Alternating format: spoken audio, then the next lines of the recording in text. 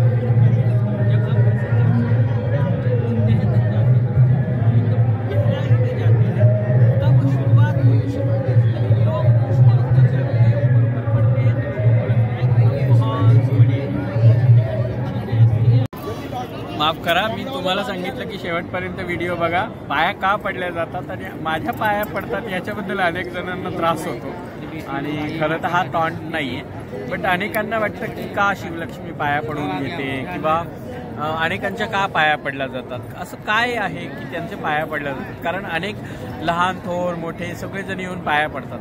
तर याच्याबद्दल खूप जणांच्या मनामध्ये शंका असते. तर मी कधी त्या गोष्टीबद्दल मला वाटलं नाही की मी क्लॅरिफिकेशन द्यावं, पण आत्ता मला असं वाटतं की मी ते क्लॅरिफिकेशन दिलं पाहिजे. कारण सर्वात महत्त्वाची गोष्ट, आत्ता मी किन्नर आखाड्यात आहोत. मी महामंडलेश्वर या एका प्रतिष्ठित आणि धार्मिक पदावर विराजित आहे आणि त्या पदावर असताना माझ्यासाठी कुणीही लहान नाही, कुणीही मोठं नाही.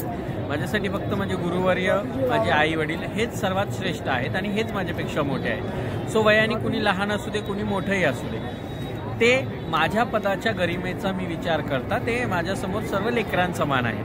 सो त्याच्यामुळे एक पाया पडण्यासाठी लोक येतात. दुसरी गोष्ट, देव, दानव, यक्ष, गंधर्व आणि किन्नर हे जे आहेत हे देव उपदेवतांमध्ये येतात आणि हे भगवान शिवशंकरांच्या प्रमुख गणांमध्ये असतात आणि त्यांना अर्धनारीश्वर तर आपण म्हणतोच, पण त्याच्यापेक्षा आपण त्यांना उपदेवता म्हणतो.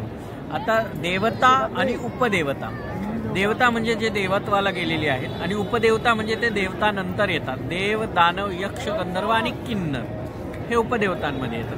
तुम्हाला माहिती असेल की 33 कोटी देव आहेत. 33 कोटी नाही आहेत, कोटी मीन्स उत्तमोत्तम.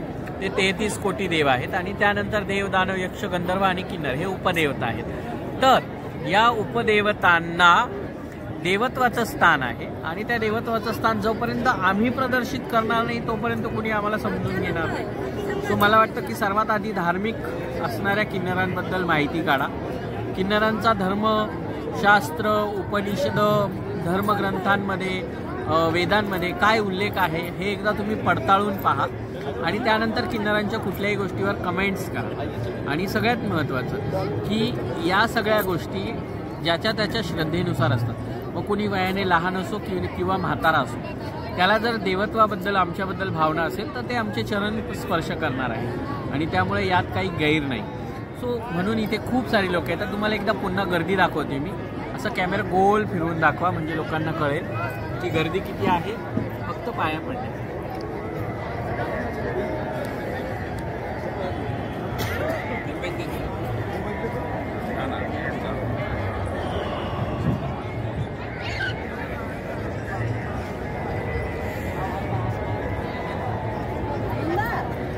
आता थोड्या वेळ खूप गर्दी होती, म्हणजे जेव्हा मी व्हिडिओ कट केला तेव्हा दुपार होती आणि आता इव्हनली मला वाटतं की संध्याकाळ झालेली आहे, म्हणजे 6 वाजले जवळपास आणि 6 वाजेपर्यंत गर्दी खूप प्रचंड होती. त्यामुळे मी थोडंसं तुम्हाला व्हिडिओ कट करून आणि पुन्हा बनवावा लागला मला आणि ही सगळी गोष्ट सांगायची होती. तर सगळ्यांनी, प्रत्येकाने या सगळ्या गोष्टींचा विचार केला पाहिजे की आपण कुणाबद्दल बोलतोय, का बोलतोय, देवत्व काय असतं, उपदेवता कोण असतात, किन्नरांचं स्थान काय आहे आणि या सगळ्या गोष्टींचा विचार करूनच आपण कुठल्याही गोष्टींबद्दल कमेंट्स केल्या पाहिजे. ठीक आहे. तर यापुढे तुम्ही लक्षात ठेवाल. पट्टाभिषेकबद्दल मी तुम्हाला माहिती सांगितली, चरण स्पर्श का करतात याबद्दल माहिती सांगितली आणि जोपर्यंत आम्ही आमचं देवत्व दाखवणार नाही तोपर्यंत तुम्ही आम्हाला ॲक्सेप्ट करणार नाही असं मला पर्सनली वाटतं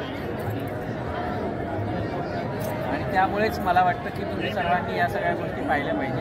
आता आपल्या 2026-27ला आपल्या महाराष्ट्रामध्येही नाशिक जिल्ह्यात म्हणजे नाशिकला गोदातीरी कुंभमेळा आहे आणि त्या कुंभमेळ्याला सुद्धा तुम्ही सर्वजण या. अशाच पद्धतीने किन्नर उपदेवतांकडनं आशीर्वाद घ्या आणि तुम्ही तुमच्या इच्छांचा त्यांच्यासमोर सगळा सागर ठेवलात तर नक्कीच त्याचा तुम्हाला फायदा होईल अशी अपेक्षा आहे. भेटूयात पुढच्या व्हिडिओमध्ये. पुढच्या व्हिडिओमध्ये मी तुम्हाला दाखवणार आहे किन्नर आखाड्यामध्ये असलेल्या सर्व क्षेत्रातल्या महामंडलेश्वरांना. त्यानंतर मी तुम्हाला दाखवणार आहेत आपल्या महाराष्ट्रात असलेल्या महामंडलेश्वरांना आणि त्यानंतर मी तुम्हाला शाही स्नान दाखवणार आहे. तर तुम्ही सर्वांनी या सगळ्या गोष्टींची पाठपुरावा करण्यासाठी सबस्क्राईब केलं पाहिजे आणि लाईक शेअर केलं पाहिजे आणि पट्टाभिषेकचा व्हिडिओ पाहिला नसेल तर चॅनलवर जा आणि पट्टाभिषेकचा व्हिडिओ पहा. भेटूयात पुढच्या व्हिडिओमध्ये. तोपर्यंत मी तुमच्या सर्वांची लाडकी महामंडलेश्वर डॉक्टर शिवलक्ष्मी आई साहेब. जय श्री महाराज.